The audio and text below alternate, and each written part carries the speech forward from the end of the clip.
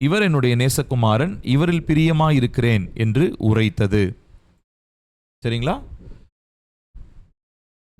அன்றியும் வானத்திலிருந்து ஒரு சத்தம் உண்டாகி, இவர் என்னுடைய நேசகுமாரன், இவரில் பிரியமாயிருக்கிறேன் என்று உரைத்தது.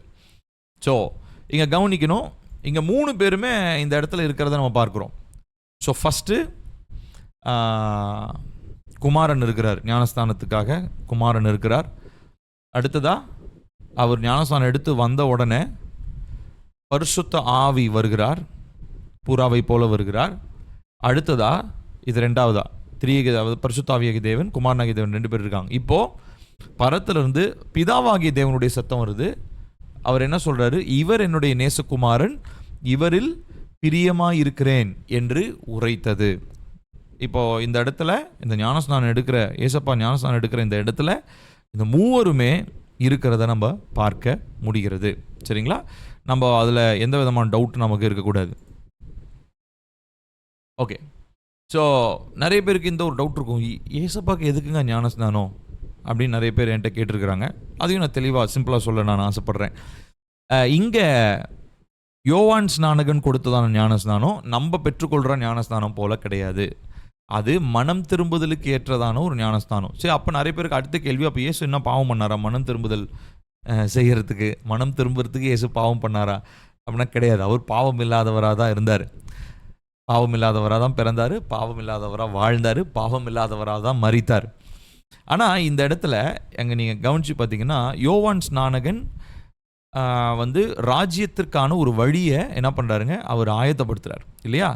ஸோ அதில் இயேசு கிறிஸ்து தன்னை வாலண்டியர், அதாவது தன்னை அடையாளப்படுத்தி கொண்டு அவர் அதில் ப்ரையாரிட்டைஸ் பண்ணுறாரு. அதாவது அவர் ஒரு மாதிரியாக, நான் இதை செஞ்சேன்னா எல்லாரும் என்னை பார்த்து இதை செய்வாங்க, ஏன்னா இது மனம் திரும்புதல், அதாவது என்னுடைய வாழ்க்கையை இந்த பூமிக்குரிய காரியங்களிலிருந்து மாற்றி பரலோக ராஜ்யத்திற்குரிய காரியங்களுக்காக வாழுதல் அப்படின்றத பிரதானப்படுத்துறதுக்காக தான் இந்த ஞானஸ்தானமே ஒழிய, இந்த ஞானஸ்தானத்தை எடுத்தால் பரலோகத்துக்கு போக முடியாது. இந்த ஞானஸ்தானம் பரலோகத்துக்கான ஒரு அடிப்படை தகுதி கிடையாது. ஆண்டவராகிய இயேசு கிறிஸ்து நமக்கு கட்டளையிட்டார் இல்லைங்களா? மத்தேயு சுவிசேஷ நூல்கள் நம்ம வாசிக்கிறோம், பிதா குமாரன் பரிசுத்தாவியாகிய திரியேக தேவனின் நாமத்தினாலே ஞானஸ்நானம் கொடுங்கள்னு ஏசப்பா கட்டளையிட்டார் இல்லைங்களா? அந்த கட்டளையின்படி தான் நமக்கு பரலோகத்திற்கு போகிறதுக்கான ஒரு அனுமதி உண்டு. சரிங்களா? ஸோ நிறைய பேர் அடுத்து ஒரு கேள்வி கேட்பாங்க, ஞானஸ்தானோட ஒரு பெரிய டாபிக், அப்போ ஞானஸ்தானம் எடுத்தால் தான் பரலோகம் போக முடியுமா? அப்போ ஏசப்பா பக்கத்தில் இருந்ததான அந்த கள்ளன் அவன் ஞானஸ்தானம் எடுத்தானா, அவன் எப்படி பரலோகத்துக்கு போனான்? ஸோ அப்படி நிறைய பெரிய கேள்வி இருக்குது. அதை நம்ம அப்புறமா டிஸ்கஸ் பண்ணலாம். அஃப்கோர்ஸ் கண்டிப்பாக ஞானஸ்தானம் எடுக்கணும். ஞானஸ்தானம் ஒரு வேளை எடுக்காதவங்க, உடைய சபையில் தேவனை அறிந்தவங்க, கர்த்தர் காலத்தை கொடுத்தும் ஞானஸ்தானம் எடுக்கலைன்னா கண்டிப்பாக எடுக்கணும். அது கர்த்தருடைய வார்த்தைக்கு நம்ம கொடுக்கறதான ஒரு மரியாதை, கர்த்தருடைய வார்த்தைக்கு நம்ம கீழ்ப்படுகிற ஒரு விதம். சரிங்களா? ஸோ இயேசு கிறிஸ்து சொன்னதான ஞானஸ்தானத்தில் நம்ம பங்கெடுக்கணும். ஆனால் இயேசு கிறிஸ்து எந்த ஞானஸ்தானத்தில் பங்கெடுத்தார்? யோவான் ஸ்நானகன் கொடுத்ததான மனம் திரும்புதலுக்கு ஏற்ற ஞானஸ்தானம். இந்த மனம் திரும்புதல்னா பாவத்தை விட்டு வர்றது மாத்திரம் இல்லை, வாழ்க்கை, அதாவது நம்மளுடைய திங்கிங் ஷிஃப்ட் ஆகணும், நம்முடைய மனநிலை மாற்றப்படணும். உலக பிரகாரமாக இருந்ததான நான் இனி பரலோகத்துக்குரியவனா நான் மாற்றப்படுவேன் அப்படின்ற ஒரு புரிதலுக்குள்ளே மாறணும். அப்படின்றதுக்கு மாதிரியாக இருக்கும்படியாக தான் ஏசப்பா அங்கே அந்த ஞானஸ்தானத்தை பெற்றுக்கொண்டார் ஒழிய, ஏசப்பா கிட்டே எந்த பாவமும் கிடையாது, இயேசுவின் இடத்துல எந்த பாவமும் இல்லை. அவர் அதனால் அங்கே ஒரு கீழ்ப்படிதலின் நிமித்தமாக தான் அந்த காரியத்தை அவர் செஞ்சார். ஓகேங்களா? இது உங்களுக்கு புரிஞ்சிருக்கும்னு சொல்லி நான் நம்புகிறேன். ஸோ நம்ம பார்த்தது புதிய ஏற்பாட்டில் என்ன காரியங்கள் திருத்துவத்தை பற்றி பேசப்பட்டிருக்கிறது. அதில் 2 காரியத்தை பார்த்தோம். பழைய ஏற்பாட்டில் புதிய ஏற்பாடு மறைந்துள்ளது, புதிய ஏற்பாட்டில் பழைய ஏற்பாடு வெளிப்படுத்தப்பட்டிருக்கிறது.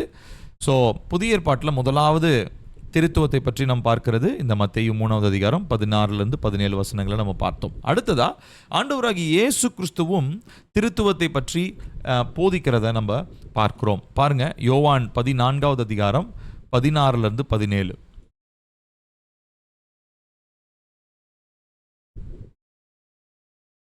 யோவான் 14வது அதிகாரம் 16-17. நான் பிதாவை வேண்டிக் கொள்வேன், அப்பொழுது என்றென்றைக்கும் உங்களுடனே கூட இருக்கும்படிக்கு சத்திய ஆவியாகிய வேறொரு தேற்றவாளனை அவர் உங்களுக்கு தருவார். உலகம் அந்த சத்திய ஆவியானவரை காணாமலும் அறியாமலும் இருக்கிறபடியால் அவரை பெற்றுக்கொள்ள மாட்டாது.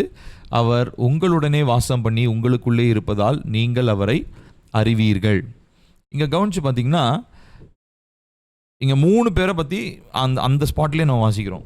பிதாவை வேண்டிக் கொள்வேன் அப்படின்னா யார் வேண்டுறாரு? குமாரன் அங்கே இருக்கிறாரு. பிதாவை பார்த்து வேண்டுறாரு. எதுக்கு வேண்டுறாருங்களா? சத்திய ஆவியாகிய வேறொரு தேற்றவாளனை. கவனிச்சிங்களா? 3 பேருமே அங்கே இருக்கிறதா பார்க்குறோம். குமாரன் இருக்கிறாரு, பிதாவின் இடத்துல வேண்டுகிறாரு. எதற்காக வேண்டுகிறார்? பரிசுத்த ஆவியானவரை அவர் அனுப்பும்படியாக வேண்டுகிறார். உலகம் அந்த சத்திய ஆவியானவரை காணாமலும் அறியாமலும் இருக்கிறபடியால் அவரை பெற்றுக்கொள்ள மாட்டாது. அவர் உங்களுடனே வாசம் பண்ணி உங்களுக்குள்ளே இருப்பதால் நீங்கள் அவரை அறிவீர்கள். You will know him. அவரை நீங்கள் அறிந்து கொள்வீர்கள். சரிங்களா? ஸோ இந்த காரியத்தை இங்கே யோவான் நமக்கு ரெக்கார்ட் பண்ணி காமிக்கிறார். ஓகே, ஸோ இதில் நம்ம பார்க்கக்கூடிய ஒரு விஷயம் என்ன அப்படின்னு சொல்லி சொன்னால், இயேசு கிறிஸ்து இந்த காரியங்களை போதிக்கும் போது சீஷர்கள் நன்கு அறிந்து வைத்திருந்தாங்க. So the doctrine of Trinity was not new to the disciples. சீஷர்களுக்கு திருத்துவம் என்கிறதான அந்த கோட்பாடு, அந்த உபதேசம் புதிதான ஒரு காரியம் அல்ல. சரிங்களா? அது அவர்களுக்கு ஏற்கனவே அவங்களுடைய வாழ்க்கை முறையில், அவங்க நடைமுறையில் அவங்க கடைபிடித்து வந்த ஒரு காரியம்தான். சரிங்களா? அது ஒரு புதுசான ஒரு காரியம் கிடையாது. அதனால் இங்கேயுமே ஜீசஸ் புதுசாக ஒரு டீச்சிங் பிதா ஒருத்தர் இருக்கிறாரு, பரிசுத்த ஆவியானவர் ஒருத்தர் இருக்கிறாரு அப்படின்ற ஒரு டீச்சிங்லாம் அவர் கொடுக்காம, இவங்களுக்கு ஒருத்தங்கிட்ட ஏற்கனவே ஒரு விஷயம் பற்றி தெரிஞ்சால் நம்ம என்ன பண்ணுவோம்? பேக்ரவுண்ட்லாம் கொடுக்க மாட்டோம், டைரெக்டாக நம்ம விஷயத்தை சொல்ல ஆரம்பிப்போம் இல்லைங்களா? ஸோ அப்போது ஜீசஸ் இப்படி பேசும்போது நம்ம ஒரு விஷயத்தை புரிஞ்சுக்கணும். ஏற்கனவே சீஷர்களுக்கு திருத்துவத்தை பற்றியதான ஒரு புரிதல் இருந்தது. சரிங்களா? இதை நாம் அறிந்து வைத்து கொள்ள வேண்டும். அதே மாதிரி புதிய ஏற்பாட்டு சபையில், அதாவது நம்ம நிருபங்கள்லாம் எழுதப்பட்டிருக்கு இல்லைங்களா? இந்த இடங்களிலும் பார்த்திங்கன்னா திருத்துவத்தை அங்கீகரிக்கிறத நம்ம பார்க்குறோம். இதுதான் நம்மளுடைய நம்ம சர்ச்சில் எல்லாரும் நம்ம பாஸ்டர்ஸ் செய்கிறதான அந்த பிளஸ்ஸிங். பாருங்கள், 2 கொரிந்தியர் கடைசி அதிகாரம் கடைசி வசனம். கர்த்தராகிய இயேசு கிறிஸ்துவனுடைய கிருபையும் தேவனுடைய அன்பும் பரிசுத்த ஆவியினுடைய ஐக்கியமும் உங்கள் அனைவரோடும் கூட இருப்பதாக. நம்ம சர்ச்சில் சொல்கிறாங்க இல்லைங்களா? பாஸ்டர் சொல்கிறாரு. நிறைய பேர்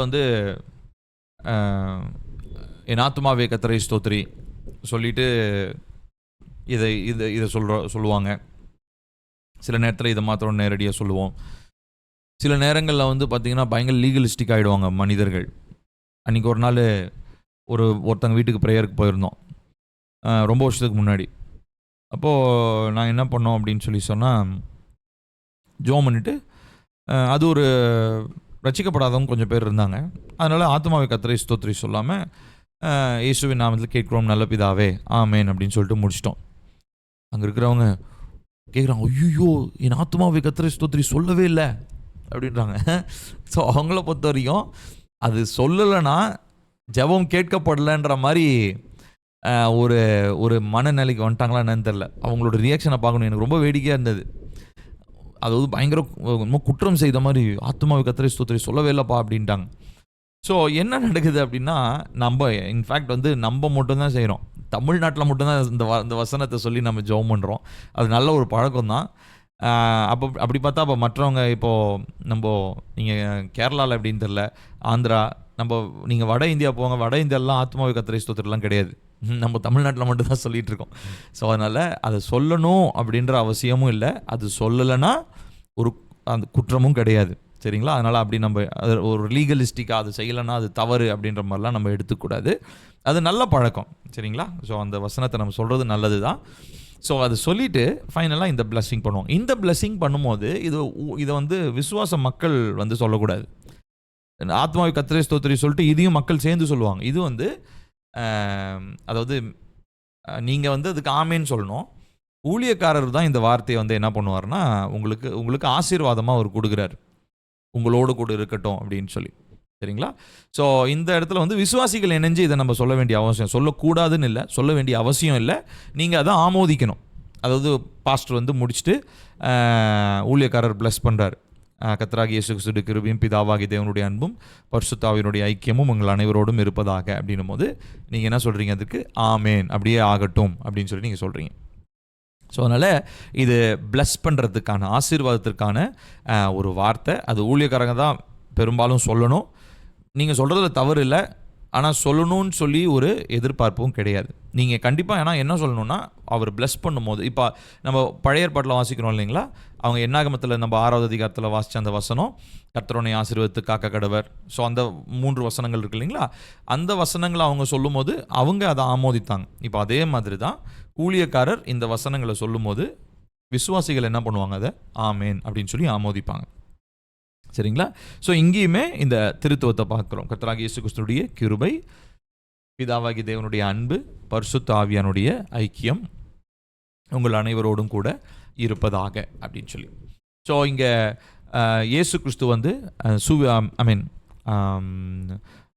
பரத்துக்கு எடுத்துக்கொள்ளப்படும் பொழுது அவர் சொன்னதான இந்த வார்த்தையும் நம்ம வாசிக்கிறோம். மத்தேயு 28வது அதிகாரம் ஃபைனலாக ஜீசஸ் கொடுத்த கமாண்ட் இல்லைங்களா, 19வது வசனம். ஆகையால் நீங்கள் புறப்பட்டு போய் சகல ஜாதிகளையும் சீஷராக்கி பிதா குமாரன் பரிசுத்த ஆவியின் நாமத்திலே அவர்களுக்கு ஞான ஸ்நானம் கொடுத்து, அவர்களுக்கு நீங்கள் ஞான ஸ்நானம் கொடுங்க அப்படின்னு சொல்லி இங்கே ஏசப்பா கட்டளை இடுகிறத நம்ம பார்க்குறோம். ஓகேங்களா? ஸோ ஓகே, அடுத்ததா நம்ம பார்க்கிறதான காரியம் என்ன அப்படின்னு சொல்லி சொன்னால், தனிப்பட்ட முறையிலே இந்த திருத்துவத்தில் இருக்கிறதான ஒவ்வொருத்தருடைய செயலும், அவர்கள் செய்கிறதான கிரியைகளும் திருத்துவத்தை நமக்கு தெளிவுபடுத்துகிறது. சரிங்களா? ஏன்னா ட்ரினிட்டி அப்படின்றது நான் உங்களுக்கு ஏற்கனவே சொன்ன மாதிரி இது ஒரு பெரிய ஒரு கடல் மாதிரி ஒரு சப்ஜெக்ட். இதை நம்ம படிச்சுட்டே இருக்கலாம். ஆனால் நமக்கு ஒரு அடிப்படையான ஒரு அவுட்லைன் நமக்கு தேவை. சரிங்களா? ஒரு ஒரு ஒரு ஒரு வரைபடம் நமக்கு இருக்கணும், ஒரு ப்ளூ பிரிண்ட் இருக்கணும். அதை வச்சு தான் நம்மளுடைய மற்ற புரிதல்கள் எல்லாமே இருக்கும். சரிங்களா? ஸோ தேவனுடைய செயல், இப்போ தேவன், இப்போ உதாரணத்திற்கு கர்த்தர் நல்லவர்ன்ற ஒரு வார்த்தை நம்ம சொல்கிறோம். கரெக்டாக? அவருடைய கிருபை என்றும் உள்ளது அப்படின்னு சொல்கிறோம். இப்போ கர்த்தர் நல்லவர்னு நீங்கள் சொல்லும் போது அது பிதாவை குறிக்குதா, இயேசுவை குறிக்குதா, அது பரிசுத்த ஆவியை குறிக்குதா? நீங்கள் கவனித்து பார்த்தீங்கன்னா நல்லவர் அப்படின்றதான அந்த சுபாவம் இருக்கு இல்லையா, அது 3 பேருக்குமே பொருந்தும். கரெக்டாக? பிதாவாகிய தேவனும் நல்லவர் தான், குமாரனாகிய தேவனும் நல்லவர் தான், பரிசுத்த ஆவியாகிய தேவனும் நல்லவர் தான். புரியுதுங்களா உங்களுக்கு? ஸோ ஒரு ஆட்ரிபியூட், அதாவது ஒரு தன்மையை, ஒருத்தருக்குரிய ஒரு தன்மையை நீங்கள் சொல்லும் போது அந்த தன்மை மற்ற 2 பேருக்குமே பொருந்தும். இப்போ உதாரணத்திற்கு இயேசு கிருபை உள்ளவர் அப்படின்னு சொல்கிறோம். சரியா? இப்போ இயேசு கிருபை உள்ளவன்றது அது அவருடைய சுபாவம். இப்போ அதே சுபாவம் பிதாவுக்கும் பொருந்தும். பிதா கிருபையாக இருக்கிறதுனால தான் நமக்கு குமாரன் அனுப்பினார். அடுத்ததா பரிசுத்த ஆவிக்கும் பொருந்தும். பரிசுத்த ஆவியான ஒரு கிருபையாக இருக்கிறதுனால தான் நம்ம விழும்போதெல்லாம் நம்மளை திரும்ப தூக்கி எடுத்து நிறுத்துறாரு. நமக்கு ஆலோசனையை சொல்கிறாரு. நம்ம தவறுனாலும் அவர் சத்தத்தை கேட்கலான்னு திரும்ப நம்மகிட்ட பேசிகிட்டே இருக்கிறாரு. ஏன்னா பரிசுத்த ஆவியானவர் கிருபையை நமக்கு என்ன பண்ணுறாரு? வெளிப்படுத்துகிறார். நான் சொல்கிறது புரியுதுங்களா உங்களுக்கு? ஸோ ஒரு நேச்சர், ஒரு சுபாவம், ஆனால் அந்த 3 அது என்ன ஆகுங்க? பொருந்தும். சரிங்களா? அதை நம்ம மறந்து விடக்கூடாது. வாசிப்போமா? ஒரு வசனம் பாருங்கள். எபிரேயர் 9வது அதிகாரம் 14வது வசனம். எபிரேயர் 9வது அதிகாரம் 14வது வசனம். நித்திய ஆவியினாலே தம்மை தாமே பழுதற்ற பலியாக தேவனுக்கு ஒப்பு கொடுத்த கிறிஸ்துவினுடைய இரத்தம் ஜீவனுள்ள தேவனுக்கு ஊழியம் செய்வதற்கு உங்கள் மனசாட்சியை செத்த கிரியைகளற சுத்திகரிப்பது எவ்வளவு நிச்சயம். நல்லா கவனிக்கணும். நித்திய ஆவி, இங்கே பரிசுத்த ஆவியானவரை பற்றி பார்க்குறோம். தம்மை தாமே பழுதற்ற பலியாக தேவனுக்கு, பிதாவுக்கு ஒப்பு கொடுத்த கிறிஸ்துவினுடைய இரத்தம். 3 நம்ம பார்க்குறோம். கவனிங்க. இந்த ஒரு வேலையை செய்கிறதுக்கு, எந்த வேலையை செய்கிறதுக்கு? பலியாக மனுக்குலத்திற்கு தன்னை ஆண்டவராகிய இயேசு கிறிஸ்து முழுசுமாக கொடுக்கறதுக்கு 3 இன்வால்வ் ஆகியிருந்தாங்க. ஜீசஸ் மாத்திரம் பலியாக வரல. ஜீசஸ் பலியாக வந்து நமக்கு இந்த உலகத்தில் தன்னுடைய சரீரத்தை பலியாக சிலுவையில் அவர் கொடுக்கறதுக்கு 3 ஜீசஸ் மாத்திரம் இல்லை, ஜீசஸோட பிதாவும் இணைஞ்சிருந்தார், பரிசுத்த ஆவியானவரும் இணைஞ்சிருந்தாங்கன்றது தான் இந்த வசனத்தில் ரொம்ப தெளிவாக நம்ம புரிந்து கொள்கிறோம். ஸோ நித்திய ஆவியினாலே தம்மை தாமே பழுதற்ற பலியாக, ஸோ நித்திய ஆவின்றது பரிசுத்த ஆவி, தேவனுக்கு ஒப்பு கொடுத்த பிதாவை குறிக்குது, கிறிஸ்துவனுடைய இரத்தம் இயேசுவை குறிக்குது, ஜீவனுள்ள தேவனுக்கு ஊழியம் செய்வதற்கு உங்கள் மனசாட்சியை செத்த கிரியைகளற சுத்திகரிப்பது எவ்வளவு நிச்சயம். அப்போது இந்த சாக்ரிஃபைஸ் ஆஃப் ஜீசஸ், இயேசு கிறிஸ்துவனுடைய இந்த பலி நம்மளை என்ன பண்ணுதுங்களா, நம்முடைய இருதயத்தை பரிசுத்தப்படுத்தி அவருக்காக வாழ்வதற்கு பிரயோஜனம் உள்ளவர்களாய் நம்முடைய இருதயத்தை சுத்திகரித்து, மனசாட்சியை சுத்திகரித்து, நம்மளை ready for every good work, எல்லா நற்கிரியையும் செய்ய தகுதி உள்ளவர்களாய் இருக்கும்படிக்கு அப்படின்னு சொல்லி நம்ம தீமோத்தேயுல நம்ம வாசிக்கிறோம். கர்த்தருடைய வார்த்தை நமக்கு அப்படி நம்மளை கற்றுக் கொடுக்க சொல்லி ஏற்கனவே பல எபிசோட்ஸில் நம்ம இந்த வசனத்தை நம்ம வாசிச்சிருக்கிறோம். ஸோ இந்த காரியத்தை செய்யறதுக்கு வெறும் ஜீசஸ் மாத்திரம் இன்வால்வ் ஆகலை, பரிசுத்த ஆவியானவரும் இன்வால்வ் ஆகியிருந்தார், பிதாவாகிய தேவனும் அதில் இணைஞ்சிருந்தார். சரிங்களா? ஸோ இந்த மூவரையுமே நம்ம இந்த பலியாகிய இயேசு கிறிஸ்துவனுடைய பலியில் நம்மளால் பார்க்க முடியும். சரிங்களா? அடுத்ததா இந்த திருத்துவத்தினுடைய கிரியைகளை பற்றி நாம் பார்க்க போகிறோம். சரிங்களா? இப்போது இந்த பிக்சரை நான் அப்படியே ஜஸ்ட் வாசிச்சிட்றேன். இதை நீங்கள் எழுதணும்னு அவசியம் இல்லை. நான் உங்களுக்கு ஹோம்ஒர்க்கோட சேர்த்து நான் உங்களுக்கு குரூப்பில் அனுப்பிச்சிட்றேன். சரிங்களா? ஸோ இதில் கவனித்து பார்த்தீங்கன்னா ஒரு சில முக்கியமான நிறைய விஷயங்கள் திருத்துவத்தில் மூவரும் இணைந்து செய்கிறத நிறைய விஷயம் சொல்லிகிட்டே இருக்கலாம். ஆனால் அதில் பிரதானமான ஒரு ஒரு 8 காரியங்களை நான் இங்கே மென்ஷன் பண்ணியிருக்கிறேன். சரிங்களா? ஸோ அதனுடைய ரெஃபரன்சஸ் ஒவ்வொருத்தரும் என்னென்ன பண்ணுறாங்க அப்படின்றத ரைட் சைடில் இருக்குது. முதலாவது கிரியைன்னு போட்டிருக்கேன் பாருங்கள். ஸோ உலகத்தை உருவாக்குதல், இதுதான் முதல் கிரியை. ஸோ உலகத்தில் உருவாக்குறதுல பிதாவினுடைய செயல் என்ன, அதுதான் நம்ம இங்கே வாசிக்கிறோம், இங்கே பார்க்குறோம். சங்கீதம் 102:25 அதில் குமாரனுடைய செயல் என்ன, யோவான் 1:3. அதில் பரிசுத்த ஆவியருடைய செயல் என்ன, ஆதியாகமம் 1:2.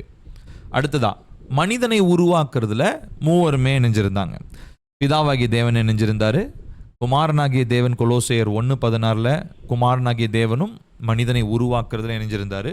அடுத்ததா பரிசுத்த ஆவியாகிய தேவனும் அதில் இணைஞ்சிருந்தார். அடுத்ததா கிறிஸ்துவனுடைய மரணத்தில் அங்கேயும் இந்த மூவரும் இணைஞ்சிருக்கிறத பார்க்குறோம், 3 விதமான வசனங்கள். அடுத்ததா கிறிஸ்துவின் உயிர்த்தெழுதல். பாருங்கள், வரிசை அந்த ஆர்டர் படி தான் நான் போட்டிருக்கேன். உலகத்தின் உருவாக்கம், மனிதனுடைய உருவாக்கம், கிறிஸ்துவின் மரணம், கிறிஸ்துவின் உயிர்த்தெழுதல். அடுத்து 5வதா ஏவுதலில் உந்துதலில், அதாவது இந்த டிவைன் இன்ஸ்பிரேஷன். ஏற்கனவே நம்ம அதை பற்றி ஒரு தனி டாப்பிக்கை நம்ம படித்தோம் இல்லைங்களா? பரிசுத்த வேதாகமத்தை எப்படி மனிதர்களுக்கு பரிசுத்த ஆவியானவர் உந்துதல் கொடுத்து ஏவுதலின்படி அந்த பரிசுத்த ஆவியனுடைய லீடிங்கில் எப்படி பரிசுத்த வேதாகமத்தை மனிதர்கள் எழுதினாங்க, அப்போஸ்தலர்கள் மனிதர்கள் எழுதினாங்கன்றதை பார்த்தோம். ஸோ அதில் மூவருடைய கிரியையும் இருக்கிறது. அடுத்ததாக விசுவாசியினுடைய வாழ்க்கையில் 6வதாக, 7வதாக ஊழியத்தின் அதிகாரத்தில், மினிஸ்ட்ரியில். இப்போ ஊழியம் நம்ம நிறைவேற்றுறோம், ஊழியம் நிறைவேற்றினா வெறும் பாஸ்டர் மாத்திரம் ஊழியம் செய்யலாம், நம்ம எல்லாருமே ஊழியம் செய்கிறோம். ஏசப்பாவுக்காக சாட்சியாக வாழ்கிற நம்ம எல்லாருமே அவரவர் நாட்டப்பட்ட இடத்துல சாட்சியாக வாழ்ந்து ஊழியத்தை நிறைவேற்றி கொண்டிருக்கிறோம். ஊழியம்னா வெறுமனே மேடையில் நின்று பிரசங்கம் பண்ணுறவங்க மாத்திரம் ஊழியம் செய்கிறாங்கன்னு கிடையாது. ஏசப்பாவனுடைய நாமத்தை அறிந்தவங்க எல்லாருமே தேவனுடைய பிள்ளைகளும் தேவனுடைய ஊழியக்காரர்களுமா இருக்கிறாங்க. ஆனால் ஒவ்வொருத்தருடைய ஊழியமும் வேறுபடும், ஒவ்வொருத்தருடைய ஊழிய பொறுப்புகள் மாறுபடும். ஆனால் எல்லாருமே நம்ம எதற்காக அழைக்கப்பட்டிருக்கிறோம், அவருடைய பிள்ளையாக இருக்கிறோம், ஊழியம் செய்யும்படி நாம் அழைக்கப்பட்டிருக்கிறோம். சரிங்களா? ஸோ பாருங்கள், ஊழியத்தினுடைய அதிகாரத்தில் ஸோ அதில் மூவருமே இணைந்திருக்கிறத பார்க்குறோம். கடைசியாக விசுவாசியின் பாதுகாப்பில் அவர் நம்மளை பராமரித்து நம்மளை பாதுகாக்கிறதுல இந்த மூவருமே இணைந்திருக்கிறத நம்ம பார்க்குறோம். சரிங்களா? ஸோ 8 காரியங்களை போட்டிருக்கேன். முதலாவது உலகத்தின் உருவாக்கம், மனிதனின் உருவாக்கம், கிறிஸ்துவின் மரணம், கிறிஸ்துவின் உயிர்த்தெழுதல், அதுக்கப்புறம் பரிசுத்த வேதாகமத்தை எழுதி நமக்கு கொடுத்ததில், அதாவது ஏவுதல். அடுத்தது 6வதாக விசுவாசியின் வாழ்க்கையில், அடுத்ததாக ஊழியத்தின் அதிகாரத்தில், 7வதாக விசுவாசியின் பாதுகாப்பில். ஓகேங்களா? ஸோ இந்த ஸ்லைடை நான் உங்களுக்கு தனியாக குரூப்பில் நான் அனுப்பிச்சிட்றேன். அதை நீங்கள் பார்த்து பொறுமையாக உட்காந்து நீங்கள் நோட் பண்ணிக்கோங்க. இது நம்ம எல்லாருக்கும் தெரிஞ்சிருக்க வேண்டிய ஒரு விஷயம். ஸோ மூவரும் இணைந்து தான் என்ன பண்ணுறாங்க, செயல்படுகிறத நம்ம பார்க்குறோம். ஓகேங்களா? ஸோ இதோட இந்த டாபிக் முடியுது. அடுத்த டாபிக்குள்ளே நம்ம போகிறோம். ஓகேங்களா? சரி,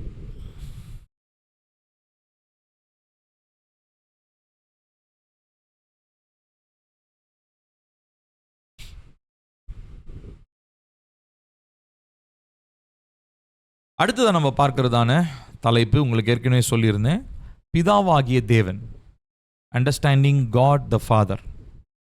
இப்போது திருத்துவத்தில் மூவர் இருக்கிறாங்கன்னு சொல்லி நான் சொன்னேன் இல்லைங்களா? திருத்துவத்தில் மூவர் இருக்கிறாங்க. அந்த மூவரில் யார் யார்? பிதாவாகிய தேவன், குமாரனாகிய தேவன், பரிசுத்தாவியாகிய தேவன். இப்போது அவங்க ஒட்டுமொத்தமாக திருத்துவம்ன்ற அந்த கான்செப்டை புரிஞ்சுக்கிட்டோம். இது வரைக்கும் நான் டீச் பண்ணது புரிஞ்சதுங்களா? அந்த ட்ரினிட்டி பற்றி சொன்னது புரிஞ்சதுங்களா? ஒரு தம்ஸ் அப் தரீங்களா? Thank you, praise Lord. Okay, super. Okay, இப்போ அடுத்ததை நான் பார்க்க போகிறது பிதாவாகிய தேவனை குறித்து. சரிங்களா? இந்த கிளாஸும் அடுத்த கிளாஸும் ஆகும்னு நினைக்கிறேன். ஸோ அதுக்கப்புறம் குமாரனாகிய தேவனை பற்றி ஒரு செஷன் பார்க்க போகிறோம். அப்புறம் பரிசுத்த ஆவியாகிய தேவனை பற்றி ஒரு செஷன் பார்க்க போகிறோம். ஓகேங்களா?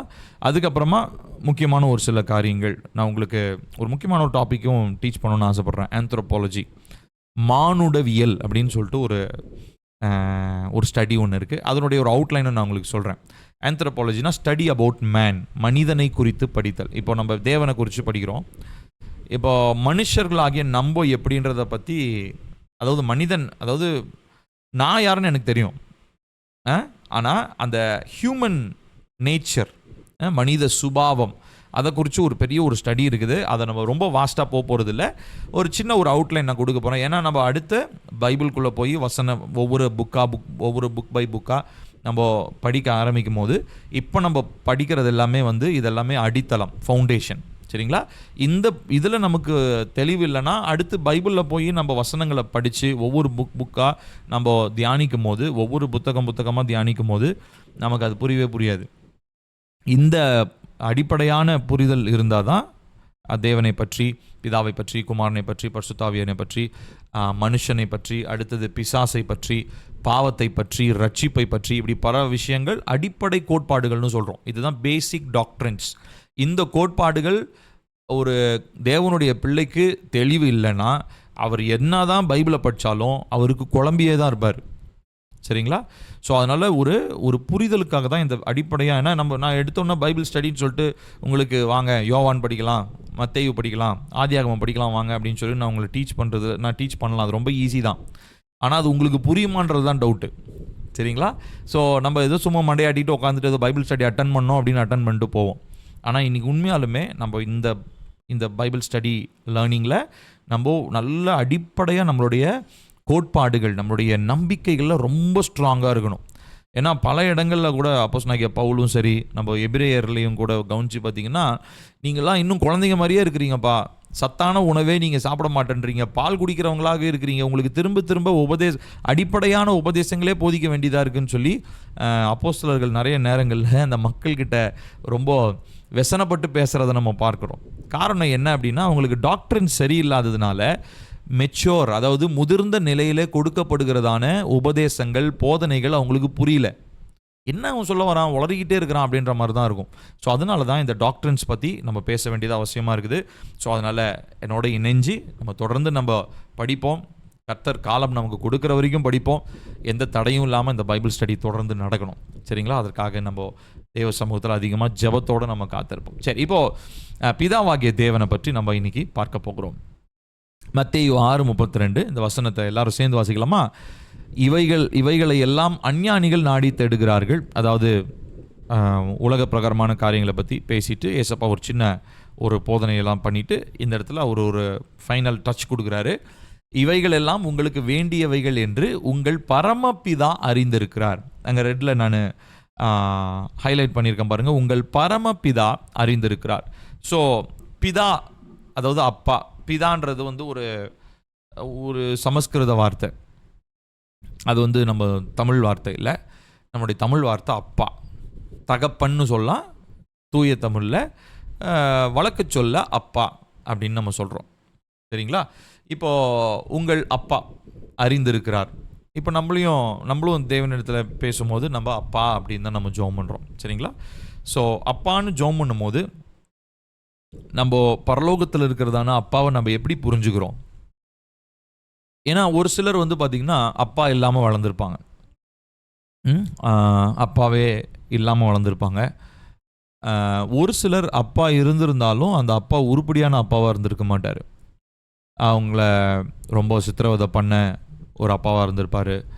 இல்லை வீட்டிலே இல்லாமல் அம்மாவையும் பிள்ளைகளையும் கழட்டி விட்டுட்டு போன ஒரு அப்பாவாக இருந்திருப்பார். ஆனால் என்ன இருந்தாலும் அவர் அப்பா தான். ஆனால் ஒரு அப்பாவுடைய ஸ்தானத்தில் இருந்து, அந்த இடத்துல இருந்து அப்பாவுடைய பொறுப்பை அவர் செஞ்சுருக்க மாட்டார். அப்பாவாக இல்லாமல் அவர் கிளம்பி போயிருப்பார். நிறைய புரோக்கன் ஃபேமிலிஸ் நம்ம பார்க்குறோம் இல்லைங்களா? ஸோ அப்பா அப்படின்னாலே எல்லாருக்குமே அப்பாவை பற்றி பெர்ஃபெக்டான ஒரு புரிதல் இருக்குமானா கிடையாது. அப்பாவை சின்ன வயசுலேருந்து நல்ல ஒரு அப்பா இருந்து ஒரு ஃபேமிலியில் வளர்ந்துருந்த ஒரு குழந்தைக்கு வேணால் அப்பாவை பற்றி புரியும். அதுவுமே ஒரு முழுமையான புரிதல் கிடையாது. அப்போது அப்பா இல்லாமல் வளர்ந்தவங்க தவறான அப்பாவாக இருந்திருப்பாங்க, ஆனால் தப்பு செஞ்சுட்டே இருந்திருப்பாங்க வீட்டில். ஏன் ஒரு சில இடங்களில் பெண் பிள்ளைகளை வந்து அப்பாக்கள் வந்து தவறாக நடத்தியிருக்கிறாங்க.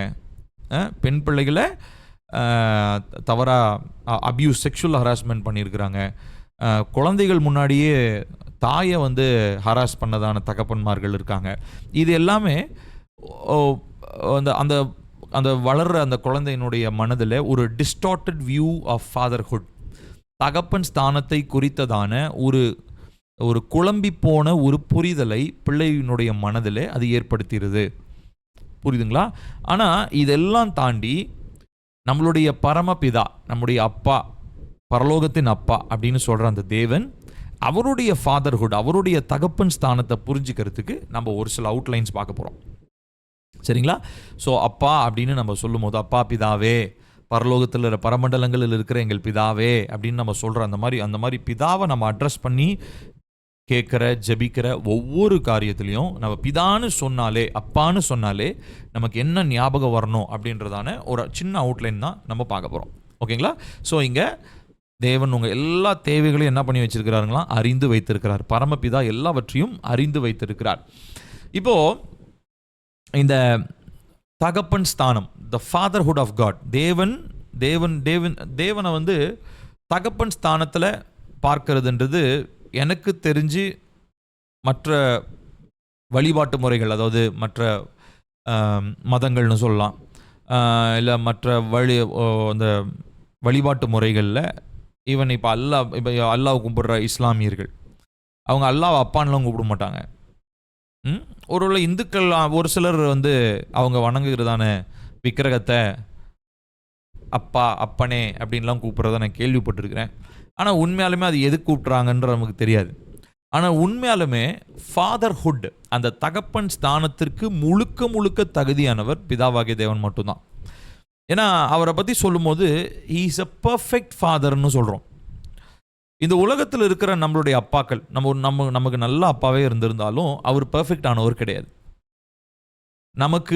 நமக்கு மேலே நம்மளை உருவாக்கி நமக்கு உருவம் தந்து அவருடைய குமாரனை நம்ம ரட்சிப்புக்காக தந்த அந்த பரமபிதா, பரம தகப்பன், அவர் தான் வந்து பர்ஃபெக்ஷன் அப்படின்னு சொல்லக்கூடிய தகுதி அவர் ஒருத்தருக்கு தான் இருக்குது. நம்மளுடைய அப்பா என்னதான் உடலையும் உள்ளத்தையும் உடச்சி ஊற்றி நமக்காக எல்லாத்தையும் செஞ்சுருந்தாலும், எனக்காக அவர் ரத்தமே சிந்திருந்தாலும், உலக பிரகாரமான அப்பா எனக்காக ஃபிசிக்கலாகவே ரத்தம் சிந்திருந்தா கூட அவர் பெர்ஃபெக்ஷனுக்கு பக்கத்தில் கூட வர முடியாது. எந்த அப்பாவுமே பரிபூரணத்தினுடைய பக்கத்துக்கு கூட வர முடியாது. ஃபிசிக்கல் ஃபாதர்ஸ் வர முடியாது. நல்லா புரிஞ்சுக்கோங்க.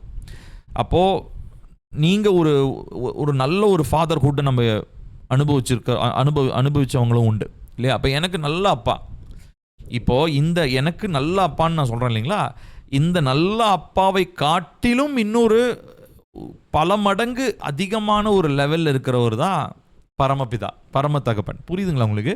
ஸோ இந்த உலகத்தில் நீங்கள் தகப்பன் ஸ்தானத்தில் ஒருத்தரை நீங்கள் பார்த்து அவரிடத்துலேருந்து வர்ற நன்மை, அன்பு, இதில் நீங்கள் அனுபவித்தாலும் சரி, அனுபவிக்கலனாலும் சரி, அதை காட்டிலும் ஒரு பெர்ஃபெக்ஷன் நிறைந்த, முழுமை நிறைந்த, பரிபூர்ணம் நிறைந்த அன்பை வெளிப்படுத்துகிற பரமபிதா ஒருவர் உண்டு. அவரை தான் பிதாவாகிய தேவன் நம்ம சொல்கிறோம், சரிங்களா? ஸோ அவரை பற்றி பல இடங்களில் நம்ம வாசிக்க போகிறோம். அதை பற்றி ஒரு அவுட்லைன் பார்க்கலாம். இப்போ மத்தேயு 6:9 ஜீசஸ் ஃபஸ்ட்டு அப்படி தான் சொல்லி தராரு. பரமண்டலங்களில் இருக்கிற எங்கள் பிதாவே அப்படின்னு சொல்லி அவர் சொல்கிறாரு. சரியா? ஸோ இதிலேருந்து நம்ம ஆரம்பிப்போம். இப்போது நல்லா கவனிக்கணும். இந்த இந்த உலகத்தில் தேவனுடைய பிள்ளைகளாகிய நம்போ நிச்சயம் கீழ்ப்பட்டிருக்க வேண்டிய 3 விதமான முறைமைகள், 3 விதமான கட்டமைப்புகளை கர்த்தர் உருவாக்கி வைத்திருக்கிறார். சரிங்களா? எல்லாரும் நல்லா கவனிங்க. ஏன்னா ரொம்ப முக்கியமான ஒரு விஷயம். இந்த அண்டர்ஸ்டாண்டிங் இருந்தால் தான் கர்த்தருடைய வார்த்தைக்கு நம்ம கீழ்ப்படிய முடியும்.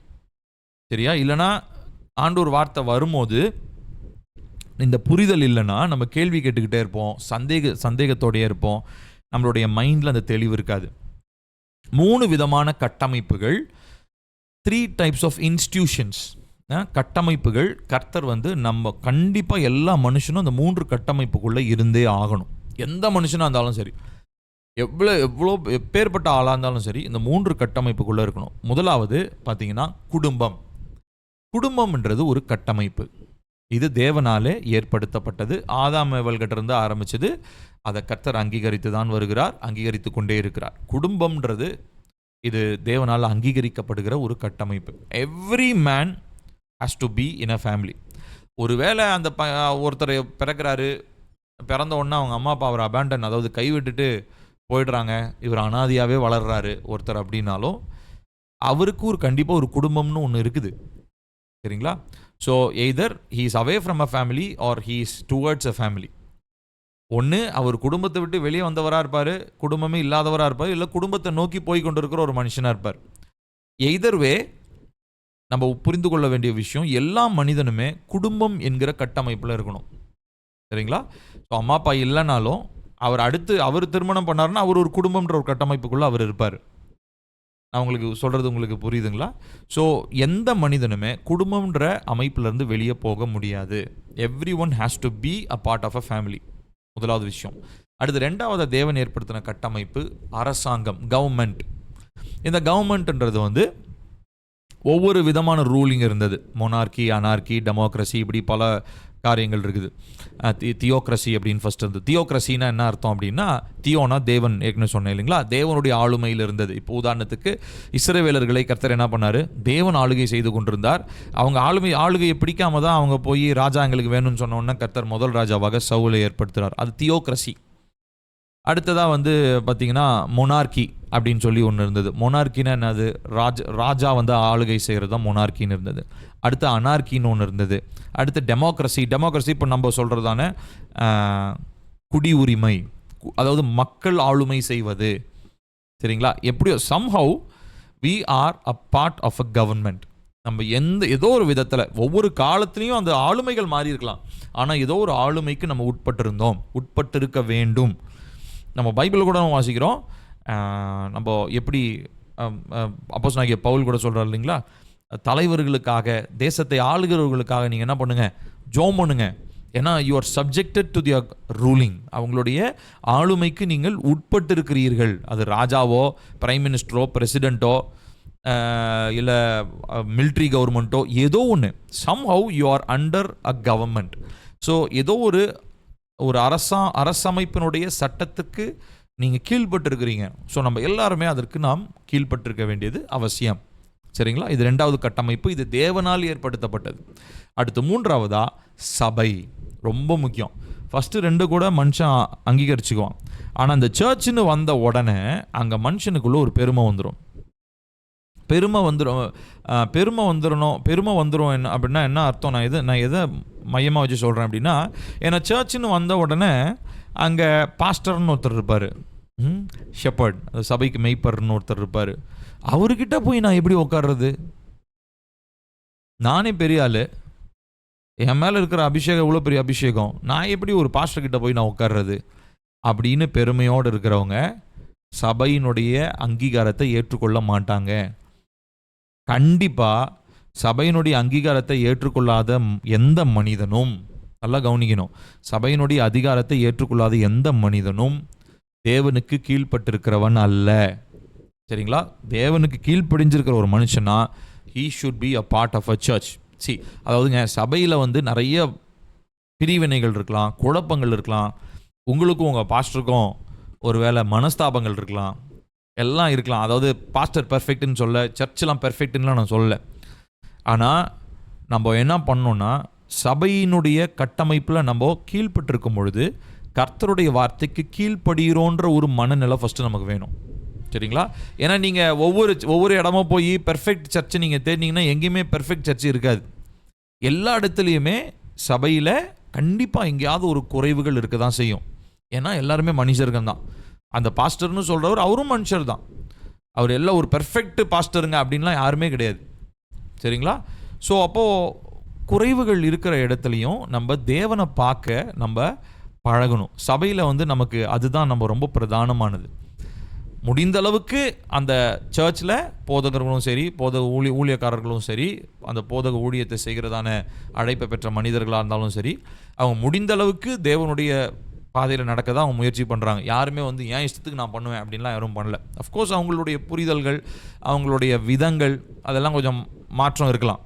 ஆனால் ஆப்வியஸ்லி அவங்க தேவனுடைய வார்த்தைக்கு கீழ்பட்டு இருக்கிறதா நம்ம பார்க்குறோம். ஒருவேளை தேவனுடைய வார்த்தைக்கு கீழ்படாத ஒரு சபை இருக்குது அப்படின்னா கண்டிப்பாக நம்ம தேவனிடத்தில் கேட்கணும், ஏசப்பா இந்த எங்கள் சர்ச்சில் பண்ணுறதெல்லாம் உங்கள் வார்த்தைக்கு கொஞ்சம் விரோதமாக இருக்கிற மாதிரி இருக்குது, அதனால எனக்கு வேறு சபையை காட்டுங்கன்னு சொல்லி ஆண்டவரத்தில் கேளுங்க. ஏன்னா எனக்கு தெரிஞ்ச நிறைய பேர் ஒரு சர்ச்சுக்கு போவாங்க, ஒரு சர்ச்சில் அங்கே ஏதோ ஒன்று செட் ஆகலைன்னு வச்சு, அது அவங்களுக்கு பிடிக்காத ஒன்று சொல்லிட்டாங்கன்னா உடனே ஹர்ட் ஆகிடுவாங்க.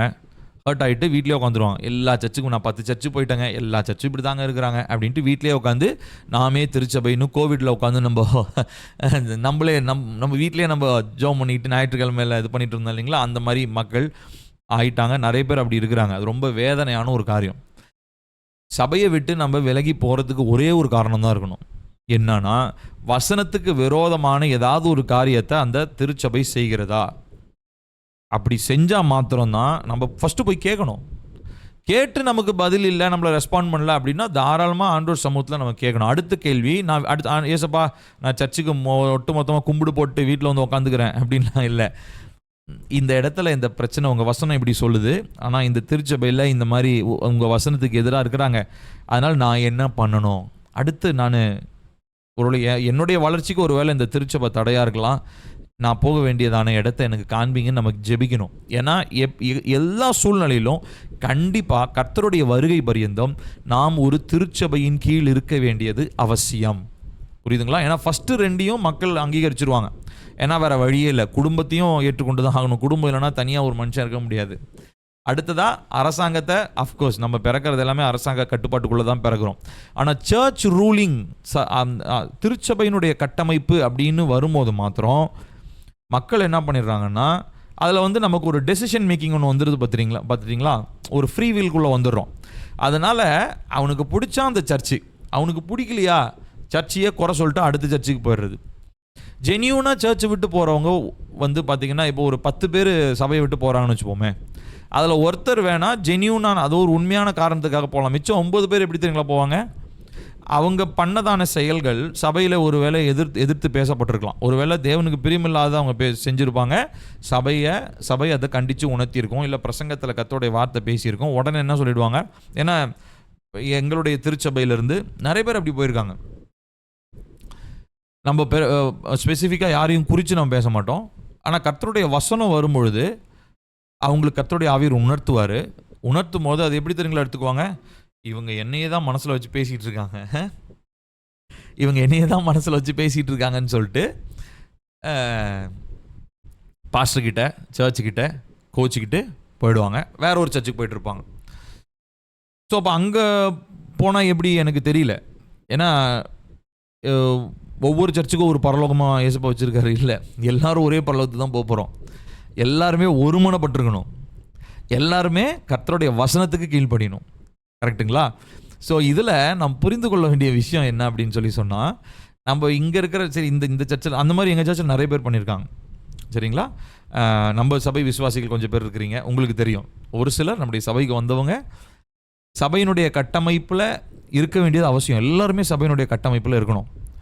அந்த அமைப்பில் இல்லாமல் விலகி போனவங்க நிறைய பேர் இருக்கிறாங்க. ஜென்யூனான ரீசனுக்கு விலகி போனோம். எனக்கு தெரிஞ்சு ஜென்யூனான ரீசன்ஸ்ன்னு சொல்லிட்டு எதுவுமே இல்லை. ஏன்னா ஏதாவது உணர்த்த அப்படியே தவறு செஞ்சுருந்தாலும் அதை திருத்திக் கொள்வதற்கு ஊழியக்காரர்கள் ஆயத்தத்தோடு தான் இருக்கிறாங்க. ஒரு சில இடங்களில் அந்த மாதிரி ஆயத்தத்தோடு இல்லை, அப்போ அவங்க விலகிடுறாங்க. ஆனால் ஒரு 10 பேரில் 9 பேர் வந்து பார்த்திங்கன்னா கரெக்ஷன்ஸ் வரும்போது கர்த்தருடைய வார்த்தை ரொம்ப ஷார்ப்பாக அவங்கள திருத்துறதுக்கு எதுவாக கர்த்தருடைய வார்த்தை வரும்போது, அவங்க இருதயம் கடினமாக இருக்கும் போதும் விட்டு கொடுக்காது. நான் சொன்னேன் இல்லைங்களா, பெருமை இருக்கும் போது, மெயினாக அதுதான் ப்ரைடு அப்படின்னு ஒன்று இருக்கும்போது இந்த கட்டமைப்புக்குள்ளே நம்மளால் வர முடியாது. ஏன்னா பெருமை உள்ளவனை கர்த்தர் என்ன பண்ணுறாருங்க, எதிர்த்து நிற்கிறார். பெருமை உள்ளவனுக்கு அவர் எதிர்த்து நிற்கிறார். ஸோ இந்த 3ஆவதாக இருக்கக்கூடியதான இந்த சர்ச், இந்த ஒரு அமைப்புக்குள்ளே எல்லாரும் இருக்கணும். சரிங்களா? எல்லாருமே ஒரு பார்ட் ஆஃப் சர்ச், ஒரு சபையினுடைய ஒரு பங்காக நாம் இருக்க வேண்டியது அவசியம். புரியுதுங்களா? இது நம்ம இந்த 3 விஷயத்தில் நம்ம ஏதாவது ஒன்றில் நம்ம மிஸ் பண்ணிட்டோம்னாலும், அதுவும் மெயினாக ஃபஸ்ட்டு 2 நம்ம மிஸ் பண்ண மாட்டோம். ஆனால் அந்த சர்ச்சை நம்ம மிஸ் பண்ணிட்டோம் அப்படின்னு சொன்னால் நம்ம தேவனுடைய பாதையில் நடக்கலைன்றது நமக்கே உறுதியாக தெரிஞ்சிடணும். சரிங்களா? அதுக்கு மேலே வேறு கிளாரிட்டியே தேவையே கிடையாது. சரிங்களா? ஸோ இந்த 3 அமைப்பை கர்த்தர் வச்சுருக்கார். சரி, இந்த 3 அமைப்பை எதற்காக வச்சிருக்கிறார் அப்படின்னு சொன்னால், இந்த 3 அமைப்புமே, இந்த 3 கட்டமைப்பும், குடும்பம், தலைமைத்துவம் அதாவது அரசாங்கம், அடுத்ததா சபை, இந்த 3 கட்டமைப்பும் என்ன பண்ணுது அப்படின்னா, பிதாவாகிய தேவனுக்கும் மனிதனுக்கும் இருக்கிறதான ஒரு உறவை வெளிப்படுத்துவதற்கு ஆதாரமாக, அடிப்படையாக இருக்கிறது. இந்த 3 தான் தேவனுக்கும் மனிதனுக்கும் இருக்கிறதான உறவை வெளிப்படுத்துகிறதான முக்கியமான ஒரு காரணமாக இருக்கிறது. இப்போ ஃபேமிலி கவர்மெண்ட் மட்டும் இருப்பேன், நான் சர்ச்செல்லாம் இல்லை அப்படின்னா, you are missing out a part of relationship with God. அதாவது இந்த நான் வந்து குடும்பத்துலேயும் அரசாங்கத்துலேயும் இருப்பாங்க, சர்ச்சில் எனக்கு பிடிக்காதுங்க, எந்த சர்ச்சில் போனாலும் பிரச்சனையாகவே இருக்குது, எல்லா சர்ச்சிலையும் ஒரு குறை இருந்துக்கிட்டே இருக்குது அப்படின்னு சொல்லிட்டு சர்ச்சுக்கே போகாதவங்க உண்மையாலுமே தேவனோடு இருக்கிறதான உறவில் ஒரு பகுதியை அவங்க இழந்து போனாங்கன்னு அர்த்தம். அப்போது இந்த 3 கட்டமைப்புலேயும் பங்குள்ளவங்களாக இருந்தால் தான் தேவனோடு இருக்கிறதான உறவில் முழுமையாக நம்ம உறவாட முடியும். நான் சொல்கிறது உங்களுக்கு புரியுதுங்களா? ஒரு ஹேண்ட்ஸ் அப் தரீங்களா? நான் சொல்கிறது புரிஞ்சுதுங்களா? Yes, thank you.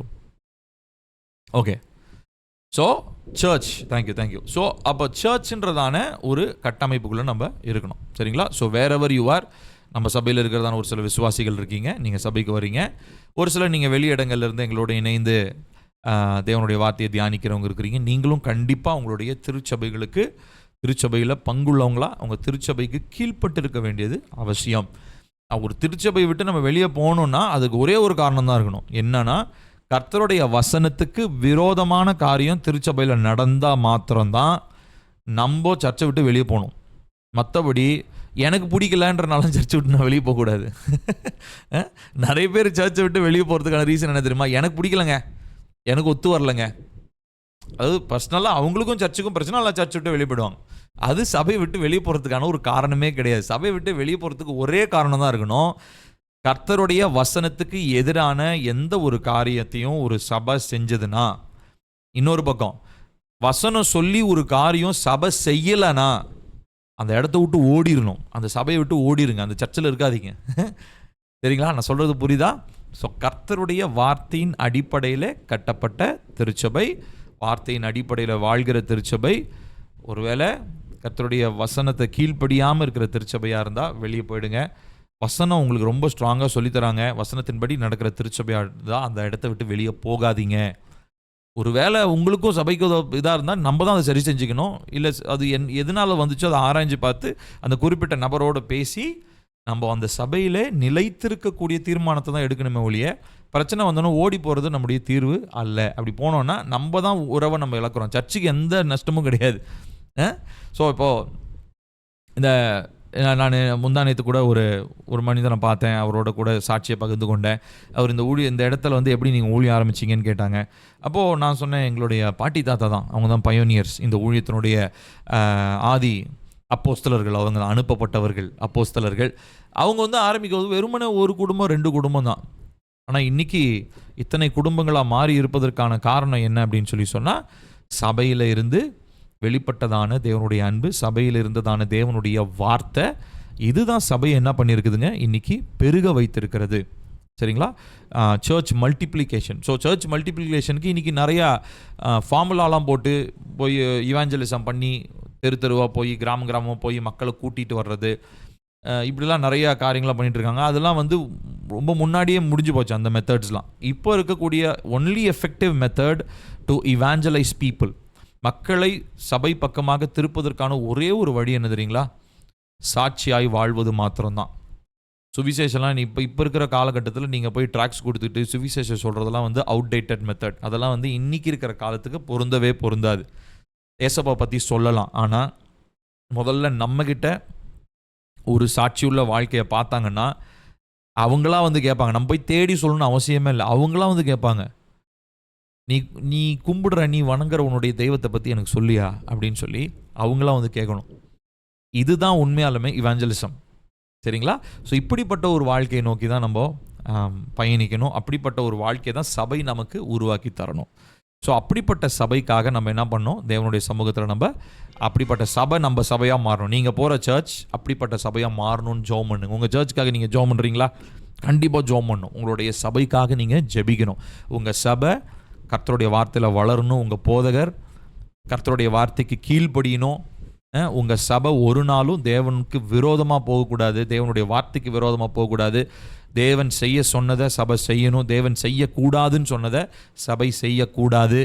ஸோ இந்த மாதிரி நம்முடைய சபையை வந்து எப்பயுமே நம்ம செக் பண்ணிகிட்டே இருக்கணும். நம்முடைய சபை எல்லாம் கரெக்டாக இருக்குதா, வசனத்தில் கரெக்டாக இருக்கிறோமா, ஜெபத்தில் கரெக்டாக இருக்கிறோமா, உறவில் கரெக்டாக இருக்கிறோமான்னு சொல்லி நம்முடைய சபையை பற்றி நம்ம ஒவ்வொரு நாளும் நம்ம சபைக்காக ஜெபிக்கவும் ஆராய்ந்து பார்க்க வேண்டியது ரொம்ப ரொம்ப அவசியம். சரியா? ஓகே. ஸோ நான் எதுக்காக நான் சொன்னேன்னா, இந்த 3 காரியமுமே நம்ம அடுத்து பார்க்க போகிறதான இந்த ஃபாதர்ஹுட், அதாவது தகப்பன் அப்படின்ற அந்த ரிலேஷன்ஷிப்பை புரிஞ்சுக்கிறதுக்கு இந்த 3 கட்டமைப்புகள் முக்கியம். என்னதுங்க? குடும்பம், அரசாங்கம், அரசமைப்பு, அடுத்ததாக சபை. ஓகேங்களா? சரி, அடுத்ததா இப்போ தகப்பனுடைய குணாதிசயங்களை பற்றி நாம் பார்க்க போகிறோம். சரிங்களா? இந்த டாபிக் மொத்தம் பார்த்துட்டு நம்ம முடிக்க போகிறோம். அடுத்த கிளாஸில் நம்ம இதனுடைய தொடர்ச்சி நம்ம பார்க்கலாம். ஸோ முதலாவது, எல்லா குடும்பத்துலேயுமே தகப்பன் இருப்பார். கரெக்டுங்களா? ஒரு சில குடும்பங்களில் தகப்பன் இல்லாமல் இருப்பாங்க. தகப்பன் இறந்திருப்பார், இல்லை தகப்பன் பிரிந்து போயிருப்பார். அந்த மாதிரி பல சூழ்நிலைகளிலே சிங்கிள் பேரண்ட்டாக இருந்து, அதாவது தாய் மாத்திரம் இருந்து பிள்ளையை வளர்க்குறவங்களும் இருப்பாங்க. ஆனால் அது வந்து ஒரு 100க்கு ஒரு 20% வச்சுக்கலாம். 100%ல் ஒரு 20% அந்த மாதிரி ஃபேமிலிஸ். மற்றபடி 80% தகப்பன் இருக்கக்கூடிய குடும்பங்களை நம்ம பார்க்குறோம். இப்போது இந்த தகப்பன் அப்பா அப்படின்ற அவருடைய பொறுப்பை அவர் ஒழுங்காக உணர்ந்த ஒரு செயல் அப்படின்னா குடும்பம் வந்து ரொம்ப மோசமான ஒரு நிலைமையில் இருக்கிறத நம்மளால் பார்க்க முடியும். இப்போது இந்த அப்பாவுக்கும் குடும்பத்திற்கும் இருக்கிறதான உறவு வந்து பிதாவுக்கும் நமக்கும் இருக்கிறதான உறவுனுடைய ஒரு சின்ன என்ன சொல்கிறது, ஒரு டாட்டு தான். அது அவுட்லைன் கூட கிடையாது, அது ஒரு டாட் மாதிரி. இப்போ இந்த டாட்டை பார்த்தீங்கன்னா அது ஒரு சின்ன ஒரு புள்ளி மாதிரி, இத்தினூண்டு தான். அது என்னதான் ஒரு சூப்பரான ஒரு அப்பாவா ஃபேமிலிக்கு நீங்கள் இருந்தாலும், இல்லை உங்களுக்கு அப்படிப்பட்ட அப்பா இருந்திருந்தாலும், அவர் வந்து பரலோகத்தில் இருக்கிற பெர்ஃபெக்ட் ஃபாதருக்கு பக்கத்தில் கூட வர முடியாது. சரிங்களா? இவ்வளோ சூப்பரான ஃபாதராக இருந்தாலும். ஸோ அப்போ ஒன்று நல்லா புரிஞ்சுக்கணும், இந்த பூமியில் நமக்கு தகப்பன்கள் கொடுக்கப்பட்டிருக்கிறாங்க, ஃபாதர்ஸ் கொடுக்கப்பட்டிருக்காங்க. எதற்காக அப்படின்னு சொல்லி சொன்னால், பரம தகப்பன் ஒருவர் இருக்கிறார் அப்படின்றதான உணர்வை ஏற்படுத்துவதற்காக. சரிங்களா? There is always a perfect father who is waiting to cherish his love on you. உங்கள் ஒவ்வொருத்தர் மேலேயும் தன்னுடைய முழுமையான அன்பை பொழியறதுக்கு ஒரு பூரணமான ஒரு பர்ஃபெக்ட் ஃபாதர் அப்படின்ற ஒருத்தர் ஆயத்தத்தோடு இருக்கிறாருன்றதை நம்ம மறந்து போயிடவே கூடாது. உங்கள் உலக பிரகாரமான அப்பா, உங்களை பெற்றெடுத்து உங்களுக்கு ஃபிசிக்கலாக உருவம் தந்த உங்கள் அப்பா இருக்கார் இல்லையா, அந்த அப்பாவை காட்டிலும் அந்த அப்பாவோட கூட கம்பேர் பண்ணவே முடியாது. அப்படிப்பட்ட அப்பா அவருடைய அன்பின் முழுமையை உங்கள் மேலே கொடுக்கறதுக்கு ஆயத்தத்தோடு இருக்கிறார். ஸோ அதுக்கு ஒரு உதாரணம் தான் இந்த பூமியில் இருக்கிறதான அப்பா. புரியுதுங்களா? ஸோ இதில் ஒரு சில குணாதிசயங்களை பற்றி நம்ம பார்க்க போகிறோம். முதலாவது பாருங்கள், a father gives lives to his children. தகப்பன் முதலாவது என்ன பண்ணுறாருன்னா, பிள்ளைக்கு அவர் தான் ஜீவன். ஸோ சீட் எங்கேருந்து வருதுங்க? வித்து எங்கேருந்து வருது? ஆணிடம் இருந்தா பெண்ணிடம் இருந்தா? ஆண் தான். ஸோ ஆண் தான் அந்த குழந்தையினுடைய சோர்ஸ். பெண் ஒரு கேரியர், அவங்க சுமப்பவர்கள். 9 மாதம் குழந்தையை கருவில் சுமப்பவர்கள். ஆனால் சோர்ஸ் யாருங்க? பெண் தான். நிறைய பேர் இந்த நிறைய சிட்டிஸில் கூட அதெல்லாம் இன்னும் கேள்விப்படுற பார்க்குறேன். பொம்பளை பிள்ளை பிறந்துச்சுன்னு வச்சுக்கோங்களேன், அந்த அந்த ஒய்ஃபை அந்த மதரை பிடிச்சி திட்டுவாங்க. பெற்று கொடுத்துருக்குறா பாரு பொம்பளை பிள்ளைய, ஆம்பளை பிள்ளைய பெற்று கொடுக்கறதுக்கு பதிலாக பொம்பளை பிள்ளைய பெற்று கொடுத்துருக்கா அப்படின்வாங்க. எவ்வளோ முட்டாள்தனமான பேச்சு தெரியுமா அது? ஸோ அந்த ஜெண்டரை டிட்டர்மைன் பண்ணுறது, அதாவது அந்த பாலினத்தை டிட்டர்மைன் பண்ணுறது பெண் கிடையாது. பெண் அவங்களுடைய கருமுட்டையில் இருக்கிறதான ஒரு ஒரு ஒரு ஒரு பார்ட்டு தான் அவங்க அந்த குழந்தையினுடைய சரீரத்துக்குள்ளே வருது. ஆனால் அந்த பாலினத்தை டிசைட் பண்ணுறது எதுங்க? ஆணிடத்திலிருந்து வருகிற சீட், அந்த வித்து. புரியுதுங்களா உங்களுக்கு? ஸோ அந்த வித்துன்னு போதே நம்ம புரிஞ்சுக்கணும், அது வித்துனால இது எங்கே தான்? ஃபாதர் தான், அது மேன் தான். சரிங்களா? ஸோ அதனால தான் தேவன் முதலாவது யாரை உருவாக்குனாரு? ஆதாமை உருவாக்குனாரு. ஆதாமுக்கு ஏற்ற துணையாக தேவன் ஏவாளை உருவாக்குனார். ஏவாளை உருவாக்கிட்டு ஆதாம் உருவாக்கல, ஆதாம் தான் ஃபஸ்ட்டு. ஸோ ஆதாமை ஃபஸ்ட்டு உருவாக்குனாரு, அடுத்தது ஆதாம் ஏவாள், அப்புறமா அவங்க இருவருக்கும் பிறந்த பிள்ளைகளை நம்ம பார்க்குறோம். சரி, அப்போது இந்த இந்த பிள்ளை அப்படின்றது ஆணிலிருந்து, அதாவது தகப்பனிலிருந்து, தகப்பன் தான் இதனுடைய ஆண் தான் இதனுடைய துவக்கமாக இருக்கிறார் அப்படின்றத நம்ம பார்க்குறோம். அதே மாதிரி ஆவிக்குரிய விதத்திலும் பிதாவாகிய தேவன் தான் நம்முடைய துவக்கமாக இருக்கிறார். எப்படி என்னுடைய பிறப்பிற்கு என்னுடைய அப்பா காரணமாக இருக்கிறாரோ, அதே மாதிரி என்னுடைய ஆவிக்குரிய வாழ்க்கைக்கு என்னுடைய பரம தகப்பன் எனக்கு காரணமாக இருக்கிறார். ஓகேங்களா? இதை மேற்கொண்டு நம்ம பார்க்கலாம். பக்கத்தில் சின்ன சின்ன இமேஜஸ்லாம் போட்டுப்பேன், நீங்கள் அந்த இமேஜஸ்லாம் அப்படியே மைண்டில் வச்சுக்கோங்க. சரிங்களா? ஏன்னா அந்த சின்ன இமேஜஸ் தான் உங்களுக்கு அந்த சத்தியத்தை ரொம்ப அழகாக உங்களுடைய சிந்தையில் வைக்கும். அடுத்ததாக பாருங்கள், யோவான் 1:13 வாசிக்கிறோம். அவர்கள் இரத்தத்தினாலாவது மாம்ச சித்தத்தினாலாவது புருஷனுடைய சித்தத்தினாலாவது பிறவாமல் தேவனாலே பிறந்தவர்கள். ரொம்ப அழகான ஒரு வசனம் இல்லையா? ரத்தத்தினாலும் இல்லை, ரத்தத்தினாலும் மாம்ச சித்தத்தினாலும் என்னதுங்க?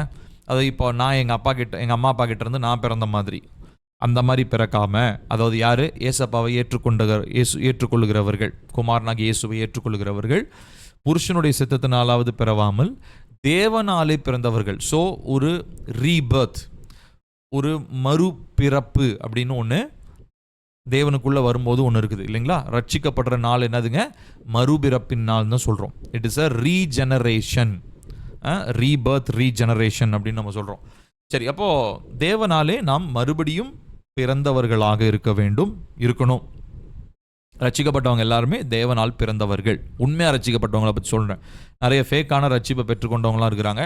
அவங்கள பார்த்தாலே நமக்கு தெரியும் அவங்களுடைய செயல்கள் ரட்சிப்புக்கும் தேவனுக்கும் அவங்களுடைய செயல்களுக்கும் எதிராகவே இருக்கும். அது நம்ம ரட்சிப்பெல்லாம் ஏற்றுக்கோ. அதனால் ரட்சிக்கப்பட்டவங்களா அப்படின்னு சொல்லிலாம் நம்ம கேட்டு, அவர் சர்ச்சுக்கு போகிறாருங்க அதனால் ரட்சிக்கப்பட்டவராக தான் இருப்பார் அப்படின்லாம் தயவு செஞ்சு கன்க்ளூஷனுக்கு வந்துடாதீங்க. சர்ச்சுக்கு போகிறவங்களா இருந்தாலும் ரட்சிக்கப்படாதவங்க நிறைய பேர் சர்ச்சில் இருக்கிறாங்க. ஆனால் உண்மையாலுமே அப்போஸ்தலர் நடவடிக்கைகளை வாசித்து பார்த்தீங்கன்னா ரட்சிக்கப்பட்டவர்கள் அனுதினமும் சபையில் சேர்த்து கொள்ளப்பட்டுகிறாங்க தான் இருக்குதே ஒழிய சர்ச்சுக்கு வந்ததுக்கப்புறம் யாரும் ரட்சிக்கப்படல. ரட்சிக்கப்பட்டு தான் சர்ச்சுக்கு போனாங்க. ஆனால் இன்றைக்கி நிலைமை பார்த்தீங்கன்னா சர்ச்சுக்கு பல வருஷமாக இன்னும் ரட்சிக்கப்படாதவங்க இருக்கிறாங்க. பல திருச்சபைகளில் இந்த கதை இருக்குது. ஸோ உங்கள் திருச்சபையிலையும் கண்டிப்பாக இருக்கும். அந்த மாதிரி திருச்சபைகளுக்காக, அப்படிப்பட்ட சபைகளுக்காக நம்ம ஜெபம் பண்ணணும். ஒருவேளை நம்ம அப்படிப்பட்டவங்களாக இருந்தால் நம்ம ஃபஸ்ட்டு நம்மளை ஆராய்ந்து பார்க்கணும். நம்முடைய ரட்சிப்பு சரியாக இருக்குதா? நம்முடைய கிரியைகள் சரியாக இருக்குதா? நம்முடைய விசுவாசம் சரியாக தேவன் மேலே தான் வச்சுருக்கிறோமா? விசுவாசம் வச்சுருந்தாலும் அந்த விசுவாசம் செயலில் இருக்குதா? வார்த்தையில் வளர்கிறோமா? பரிசுத்தத்தில் இருக்கிறோமா? அபிஷேகத்தில் நடத்தப்படுறோமா? ஆவியானவரால் போதிக்கப்படுறோமா? வசனத்தில் நிலை நிற்கிறோமா? இது எல்லாமே நம்ம செக் பண்ணிக்கிட்டே இருக்கணும். இதுதான் நம்முடைய ரட்சிப்பை நம்ம காத்துக்கொள்றதான ஒரு விதமாக இருக்கிறது. சரிங்களா? ஸோ அதனால் தேவனாலே பிறந்தவர்களை பற்றி நாம் பார்க்குறோம். இதுதான் முதல் காரியம். அடுத்தது ஒரு காரியம் என்ன அப்படி, ஸோ அதில் நான் போட்டிருக்கேன் பாருங்கள், நம்ம மறுபடி பிறவாத வரைக்கும் நம்ம தேவனுடைய குடும்பத்திற்குள்ளே என்ன பண்ண முடியாதுங்க? நுழைய முடியாது. சரிங்களா? ஸோ நம்ம அவருடைய பிள்ளைகளாக முடியாது. ஸோ தேவனால் நாம் மறுபடி பிறக்கிற ஒரு அனுபவத்தை நாம் பெற்றுக்கொள்ள வேண்டும்.